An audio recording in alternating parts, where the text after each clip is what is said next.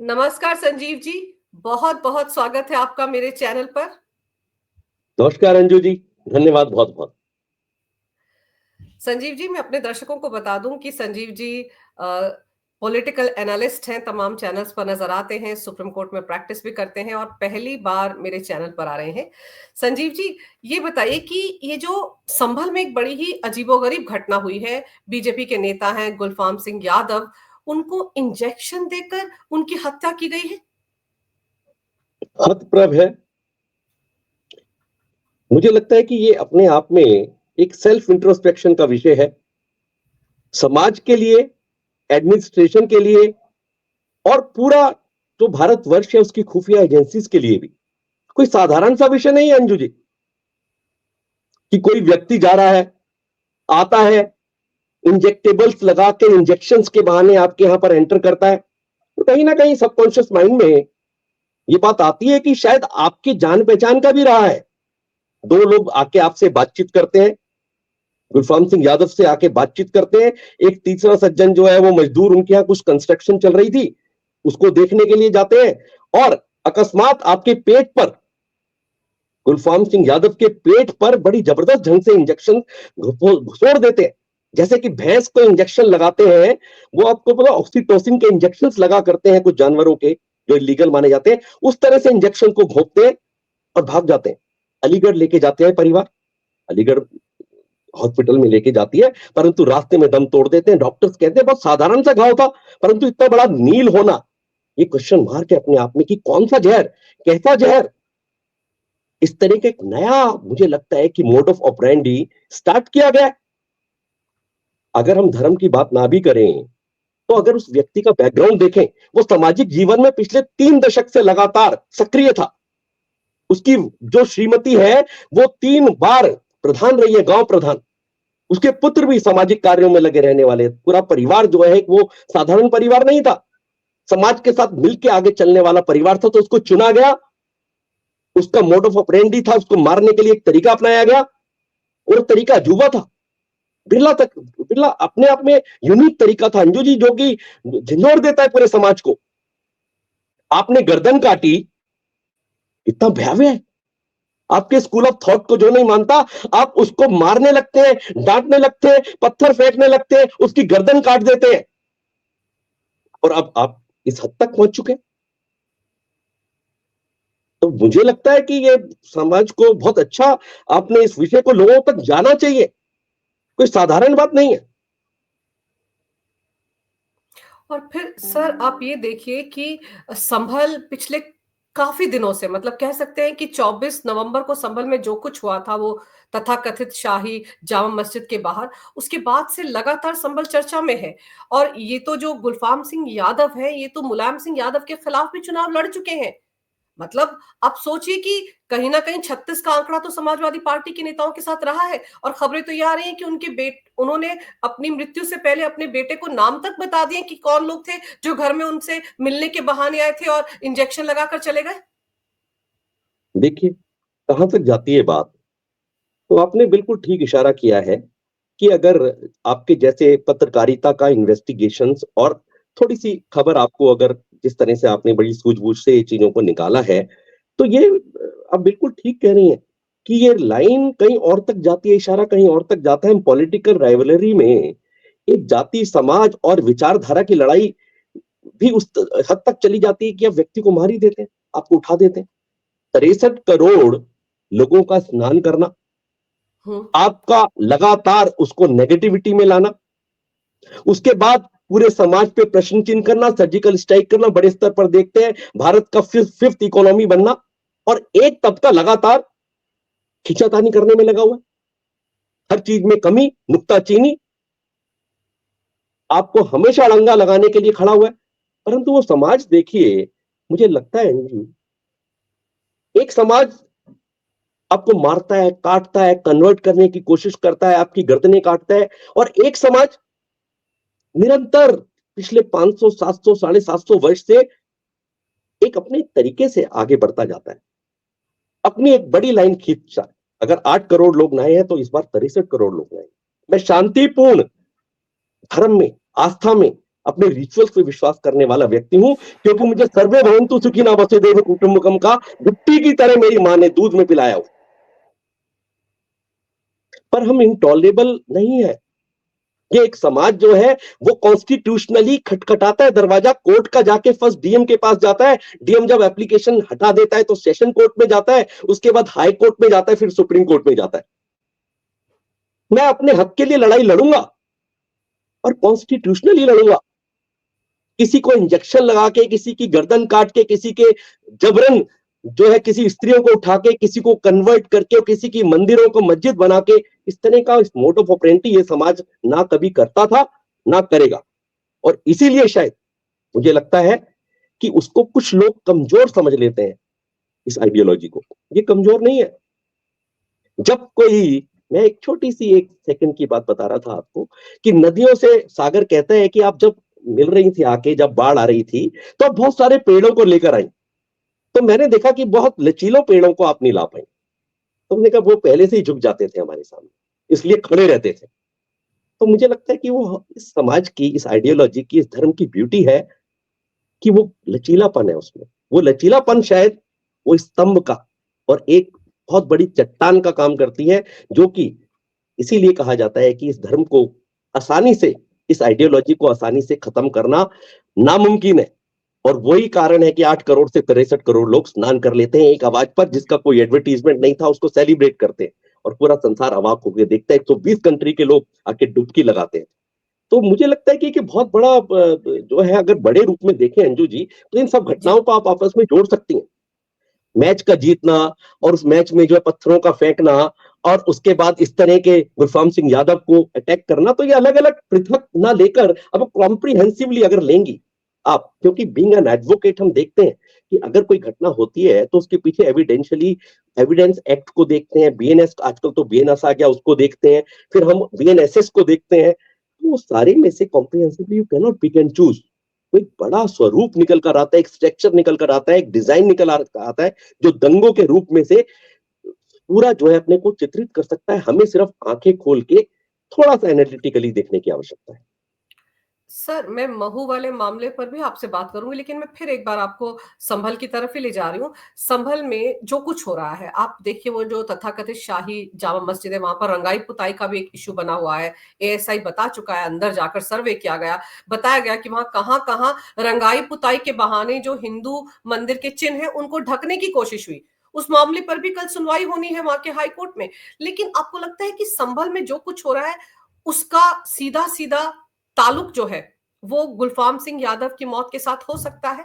क्योंकि आप देखिए ना, इतने सालों के बाद, मतलब 1978 में वहां नरसंहार हुआ था, उसके बाद अब जाकर वहां होली मनाई जा रही है और उसको लेकर कितना बवाल हो रहा है। और उस बीच में संभल के बीजेपी के एक नेता के साथ इस तरह का घटनाक्रम हो जाना, कहीं ना कहीं कनेक्शन तो है, वहां की खींच वहां पे उतारी उन्होंने। हाँ, मैनिफेस्टेशन है किस तरह की। आपको कहीं चोट लगी और दर्द कहीं हुआ। अरे भाई, आप पार्ट एंड पार्सल बन के क्यों नहीं रह सकते इस समाज के? आपकी धर्म पद्धति, आपकी पूजा पद्धति, आपका रहने सहने का तरीका कुछ और हो सकता है तो क्या हो गया? हम सब मिलकर एक साथ क्यों नहीं रह सकते? तो ये जो धारणा है, वो मुझे लगता है कि वो शायद वो कहाँ से आती है? वो बीज क्या है जो अलग करता है समाज से?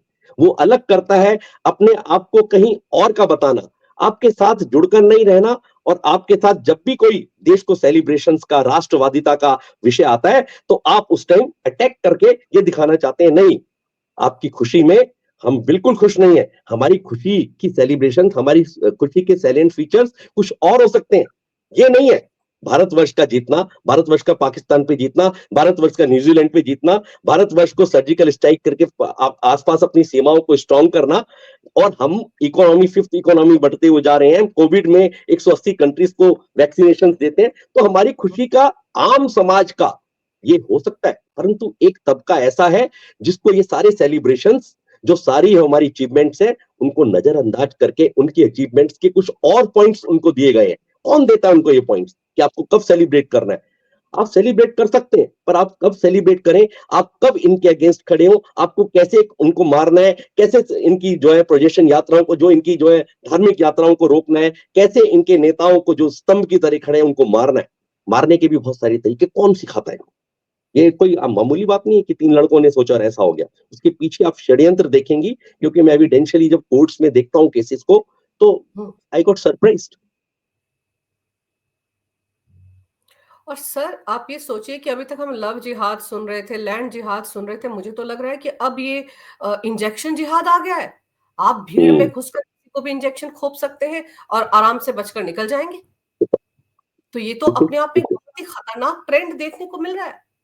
बिल्कुल ठीक कह रहे हैं। उसमें सिक्योरिटी फोर्सेस भी आपको, अगर आप अंदर जा रहे हैं, वो इंजेक्शन को लेके, क्योंकि अगर आप मेट्रो में जा रहे हैं, आप किसी किसी प्रोग्राम में जा रहे हैं, आप किसी सेलिब्रेशंस में जा रहे हैं, तो पुलिस आपको पकड़ने के लिए कुछ आम चीजों को डिटेक्ट कर सकती है।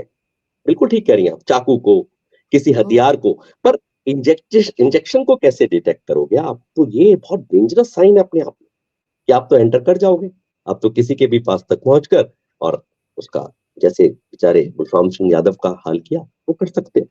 बहुत पेनफुल है, बहुत अलार्मिंग है।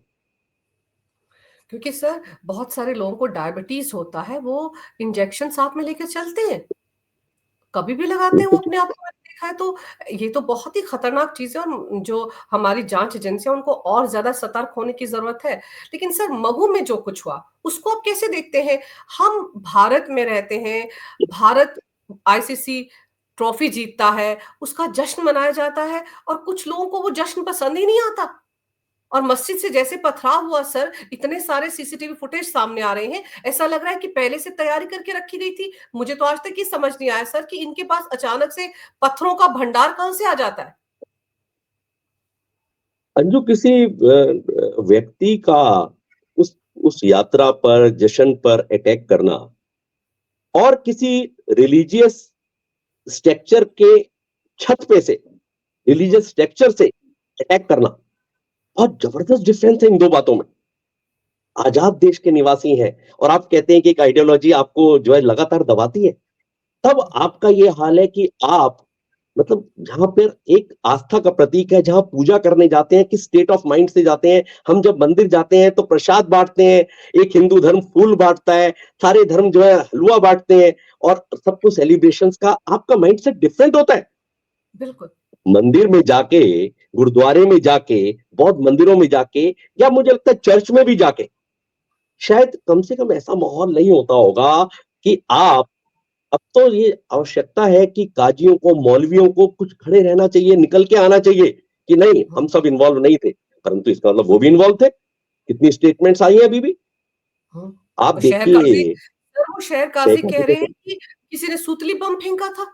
आप शहर काजी का बयान सुन लीजिए ना, महू की उस मस्जिद के। इसका मतलब, मैं इसको लॉ में कहता हूं कि एडमिशन है कि वो ही वाज आल्सो इन्वॉल्व। मैं जहां इशारा कर रहा हूं आप उसको समझिए। लॉ ऐसे चलता है कि अगर शेख काजी ने स्टेटमेंट दी है, झूठी स्टेटमेंट, जो कि एविडेंशियली गलत स्टेटमेंट है, इसका मतलब एक बहुत बड़ा षड्यंत्र था, जिसकी तरफ इशारा जाता है कि 3 लड़के, 8 लड़के, 5 लड़के इन्वॉल्व नहीं थे, 7 एफआईआर नहीं थी। कम से कम 700 लोगों के इन्वॉल्वमेंट और 700 एफआईआर करने की गुंजाइश है। ये तो ईश्वर की आप शुक्र माने कि कम से कम वहां पर कॉन्स्टिट्यूशनली ऐसी सत्ता है जो कि आड़े हाथों एविडेंशियली चीजों को लेगी। परंतु आम समाज कब तक इस तरह से सताता रहा जा करेगा? मैं पढ़ रहा था 191 दो, 190, 296, 115 दो, 324 4, 351 दो, 61 दो, इनमें एफआईआर दर्ज हुई है। और भारतीय न्याय संहिता, जो इंडियन पेनल कोड 1872 का था अंजू, उसके सामने बहुत अच्छे एक नए दंड कानूनों को लाया गया है, और नाम अपने आप में चित्रित करता है। वो थे इंडियन पेनल कोड। आपको पेनलाइज करने के लिए थे वो। अंग्रेजों को, कुछ अंग्रेजों को भारतीयों पर राज करना था, इसलिए इंडियन पेनल कोड, इनको दंड संहिता, पर नाम देखिए क्या रखा, भारतीय न्याय संहिता उसका नाम। हम न्याय देंगे, हम दंड नहीं देंगे। तो दोनों अपने आप में चित्रित होते। तो बीएनएस ने बहुत अच्छी तरह से इसको काबू किया इन सेक्शंस में। आप निश्चिंत रहे, जिन सेक्शनों में आए हैं इनको आड़े हाथों लिया जा सकता है। शिकायतकर्ता ने बोला कि मोती महल में अपने घर में मैच देख रहा था।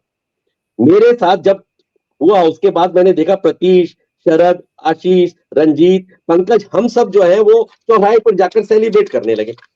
सेलिब्रेट क्या कर रहे थे? अपने पटाखे वगैरह बजा रहे थे। जब आप पटाखे इकट्ठे कर रहे थे, जब आप कुछ सेलिब्रेशंस के मूड में थे, तो एक तबका, आप देखिए, वो इंतजार कर रहा था। अगर पाकिस्तान को हम मान लेते हैं, एक सज्जन, एक दुर्जन तो नहीं कहना चाहिए, एक सज्जन कहते हैं कि भाई पाकिस्तान के साथ हुआ करता था ऐसा, तो भैया तुम न्यूजीलैंड, अंग्रेजों ने जिसने तुम्हारे ऊपर, उन लोगों ने राज किया आपके लिए, तो सेलिब्रेशन का इतना अच्छा विषय था, हम कॉमन प्लेटफॉर्म पे आ सकते थे, आपको भी सेलिब्रेट करना चाहिए था। चलो, देयर 3 स्टेजेस।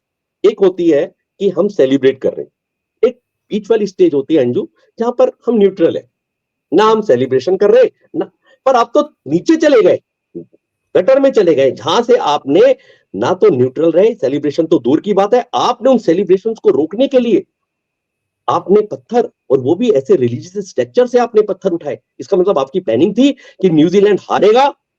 भारतीय पावर को अच्छे से समझते हैं ये लोग, इनको पता था न्यूजीलैंड मुंह की खाएगा, और जब पहले ही 15-20 ओवरों के बाद जब मारना शुरू कर दिया रोहित ने, तो इन लोगों ने पत्थर इकट्ठे शुरू कर दिए, पत्थर इकट्ठे करने शुरू कर दिए, जो कि पहले लाखों में होंगे, इन्होंने करोड़ों में इकट्ठे कर। तो आप देखिए किस तरह का इनका नेक्सस है, किस तरह का स्ट्रक्चर है, किस तरह का वेल रिटेड फैब्रिकेशन है इनका, फैब्रिकेशन की, जिससे कि, और रिलीजियस स्ट्रक्चर से आप मार रहे हैं पत्थर। हमारे रिलीजियस स्ट्रक्चर से हमने क्या सीखा है? फूल दीजिए, प्रसाद दीजिए, घर में प्रसाद का एक दाना लाइए, ज्यादा से ज्यादा सेवा भाव देख लीजिए। कोई पूरे कोविड में एक भी, गुरुद्वारों ने लंगर के लंगर लगा दिए, मंदिरों ने क्या कर दिया, सेवा भारती ने, राष्ट्रीय स्वयंसेवक संघ ने काम खड़ा कर दिया सेवा बस्तियों में जाके।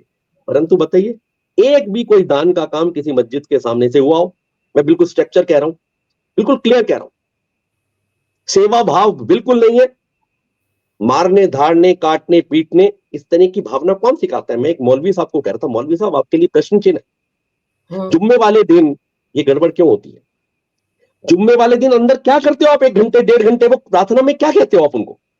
जैसे ही वो बाहर निकलते हैं, वो जानवरों की तरह दौड़ने लगते हैं, मारने पीटने लगते हैं, आग जलाने लगते हैं, महिलाओं को भागना पड़ता है, वहां से रिक्शा से नहीं निकलती, महिलाएं दूर से निकलती हैं, बच्चे भागते हैं दूर। वो क्या करते हो आप अंदर? नहीं नहीं नहीं, मैं नहीं, बताओ तो सही, प्रार्थना में क्या कहते हो, क्या करते हो? जुम्मे के बाद स्पिरिचुअल एक आप प्रवचन देने के बाद व्यक्ति तो बहुत, हमारे यहाँ तो भाव विभोर होकर निकलता है। वो तो जाति बार जो है ना, सब कुछ सामान बांट के खाली हाथ घर पहुंच जाता है, पूरा प्रसाद बांट आता है, 500 रुपए किलो के लड्डू सब बांट आता है, 2 दाने घर में लेके आता है। हमारी माता जी ने, हाँ आपकी माता जी, हम सबको सिखाया है कि घर में मिनिमम प्रसाद लाइए और देकर आइए। पर आप क्या सिखाते हो कि आसपास की दुकानों को जला दो, मारो लोगों को, स्त्रियों को उठा लो, अपना अपना जो है वो दादागिरी दिखा के आप अपने वहां पर आसपास ऐसा माहौल बिठा दो कि एडमिनिस्ट्रेशन को दुगनी फोर्स लगानी पड़े जुम्मे वाले दिन। तो ये सब वातावरण जो बनाया जा रहा है, ये बहुत अपने आप में भयावह तो है, परंतु हिंदू समाज को सोचने वाला विषय है। बिल्कुल, कि आपको भी कहीं ना कहीं इकट्ठा होना पड़ेगा।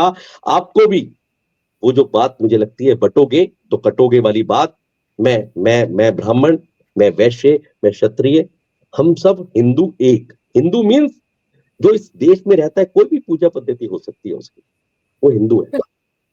आप मस्जिद में रह के हुए भी हिंदू हो सकते हैं। हिंदू कोई धर्म नहीं है, ये स्कूल ऑफ, ये आपको तो सुप्रीम कोर्ट ने कह दिया, ये वे ऑफ लाइफ है, जीने का तरीका है, सलीका है, और आपके अंदर भी वो है। पर आपने अपने आप को मौलवियों से और इन लोगों ने आपको गुमराह किया हुआ है कहीं ना कहीं। तो ये चंद लोग हैं, और वही लोग हैं जो कि इनको कहीं ना कहीं मिसलीड कर रहे हैं, तो इनको इंस्टिगेट करते हैं कि ये हमारे दुश्मन है। बिल्कुल सर। और सर जो धाराएँ आपने गिनाई, जैसे हमने देखा संभल में भी वो जितने लोग पकड़े गए थे शायद 80 के आस-पास 24 नवंबर को जो वहाँ पर पथराव वगैरह हुआ था, आज तक उनको ज़मानत नहीं मिल पाई है। सबके खिलाफ शायद एनएसए लगाया गया है। आपको लगता है इन लोगों के खिलाफ भी जो महू में ज़िम्मेदार हैं इस पूरे घटनाक्रम के लिए, उनके खिलाफ भी एनएसए लगाने का ऐलान हुआ है? और अगर एनएसए लगता है तो फिर तो ज़िंदगी भर के लिए अंदर चलेगा ये? हाँ, एनएसए बहुत स्ट्रांग कानून है, और शासनम दंडेन, शासन दंड से चलता है। और मुझे लगता है यस्ते नास्ति संप्रज्ञा शास्त्रम तस्य करोति किम, लोचनाभ्याम विहीनस्य दर्पणः किम करिष्यति। अंजू, चाणक्य ने कहा था बहुत साल पहले, जिनके अपनी बुद्धि नहीं होती, बहुत बड़ी किताबों का, बहुत बड़े ज्ञान का, बहुत बड़े मौलवी उनसे ज्ञान लेकर वो आ जाते हैं, तो कोई फ़र्क नहीं पड़ने वाला। जैसे कि जो व्यक्ति देख नहीं सकता उसको आप शीशा दिखाते रहें, उसको कोई लाभ नहीं होने वाला शीशे का। तो मुझे लगता है कि जो स्ट्रिक्टनेस है, जो कानून है, हुँ, एनएसए जैसा स्ट्रॉन्ग कानून जो कि जमानत देने से पहले इनको 4 बार सोचना पड़ेगा कि जमानत इनके लिए पीपी खड़ा रहेगा, उसके पास एविडेंस है, उसके पास पूरा रिकॉर्ड है कि फर्स्ट एफआईआर जो होगी वो अपने आप में ये एविडेंस होगा, संज्ञान होगा कि हाँ, दे आर द कल्प्रिट। और अब तो सीसीटीवी, इनसे बहुत चेंज आया हमने देखा कोर्ट्स में। कोर्ट में आप दिखा सकते हैं उसी टाइम सीसीटीवी में, आप दिखा सकते हैं देखिए सब कुछ हो रहा है। सिर्फ ये प्रूव करना होता है 65 में, इंडियन एविडेंस एक्ट था पहले कि भारतीय न्याय संहिता में कि क्या ये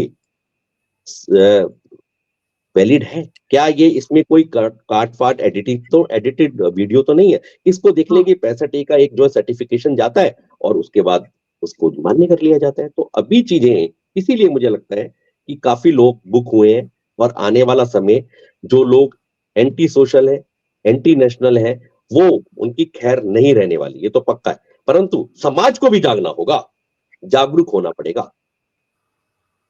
बिल्कुल सही कह रहे हैं आप और मुझे ये लग रहा है कि जैसे संभल वाले मामले में योगी आदित्यनाथ का जब डंडा चला था, तो ये सब के सब अंदर हुए, किसी को ज़मानत नहीं मिल पाई। बार-बार वो अदालतों में जा रहे हैं, उनमें तो 3 महिलाएँ भी शामिल हैं उन आरोपियों में, जो संभल वाला केस था सर।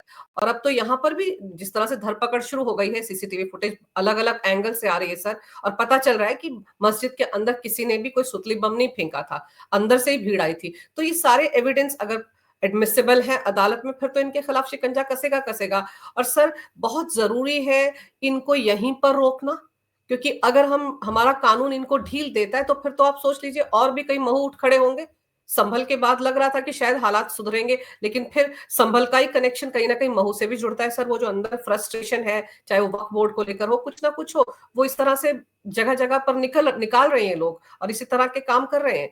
तो अब देखते हैं सर इस मामले में आगे चलकर क्या होता है, लेकिन आपने विस्तार से इस विषय पर जो जानकारी मेरे दर्शकों को दी है, मेरे लिए समय निकाला है आपने सर, उसके लिए आपका बहुत-बहुत धन्यवाद। नमस्कार, भारत माता की जय हो, धन्यवाद अंजू वंदे पंकज मातरम जी। और जय श्री राम। जय श्री राम। बहुत बहुत धन्यवाद आपको और आपके लाखों दर्शकों को नमस्कार, धन्यवाद। धन्यवाद।